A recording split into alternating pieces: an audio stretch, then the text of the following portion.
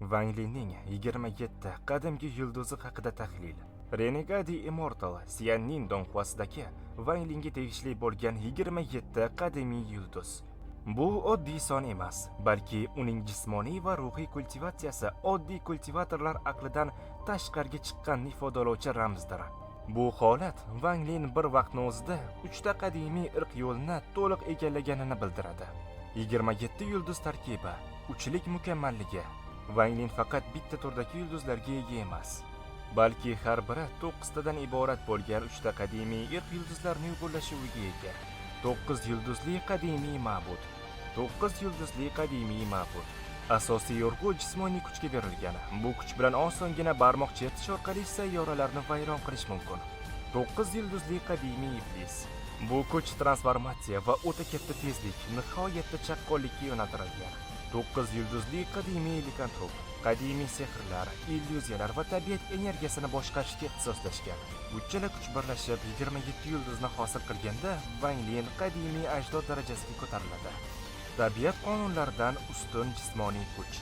27 yulduzga ega bo'lgan Wang Lingning tanasi endi oddiy go'sht va suyakdan iborat emas. Mutlaq cheksiz chidamlilik. Uni tanasi eng yuqori darajali sehrli artefaktlar, qurollar, hattoki osmonni bosib o'tish bosqichidagi kultivator hujumlariga ham bemalol chiday oladi. Regeneratsiya. Agar kamida bitta yulduz porlab tursa, u bitta tomchi qondan butun tanani bir zumda qayta tiklay oladi. Ulkan hajm. U galaktika hajmidagi qadimiy ma'bud tanasini namoyon qila oladi. Hatto birgina qadam bilan bir nechta yulduz tizimini bosib o'ta olishi mumkin. Bir fikr qobiliyati. 27 yulduz darajasidagi Wang Ling o'z qon nasabi orqali reallikni o'zgartira oladi. Qon nasabi bosimi. U faqat 27 yulduz aurasini chiqarishi bilan undan past darajadagi kultivatorlar avtomatik ravishda tiz cho'kadi. Kuchlarni birlashuvi. 3 irq kuchini birlashtirib qadimiy Dao texnikasini ishga tushira oladi. Bu texnika dushmanni makon va zamondan, tarixdan, hattoki alternativ versiyalardan ham butunlay o'chirib tashlaydi. Go'yoki dushman umuman mavjud bo'lmagandek. Kuch darajasi bo'yicha solishtirish.